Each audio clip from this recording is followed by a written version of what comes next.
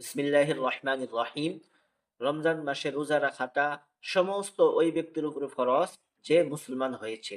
আর মুসলমান হওয়ার সাথে সাথে ৩টি শর্ত হতে হবে।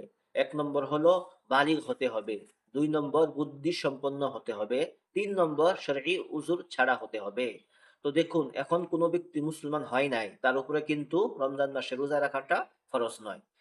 আর যদি এরকম হয়, মুসলমান তো হয়েছে কিন্তু বাকি ৩টি শর্ত থেকে একটি শর্তও তার ভিতরে নেই, তাও কিন্তু তার জন্য রমজান মাসে রোজা রাখাটি ফরজ নয়। উদাহরণস্বরূপে মুসলমান তো হয়েছে কিন্তু ওই ব্যক্তি নাবালিগ, তার উপরে রমজান মাসে রোজা ফরজ নয়। বা বালিগ হয়েছে কিন্তু ওই ব্যক্তির কোনো শরঈ উযর আছে, তাও কিন্তু তার জন্য রমজান মাসে রোজাটি রাখা ফরজ নয়।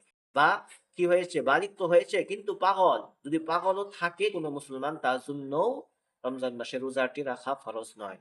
তো মহতরম দোস্ত বুজুর্গ, যে ব্যক্তি মুসলমান হবে আর তার সাথে সাথে বালেগ, বুদ্ধি সম্পন্ন, আর শরীর উজুর মানে তিনটি শর্ত তার ভিতরে হতে হবে। যদি একটি শর্ত না থাকে, ওই ব্যক্তির উপরে কিন্তু রমজান মাসে রোজা রাখাটি ফরজ নয়। আল্লাহু আ'লামু বিস-সাওয়াব।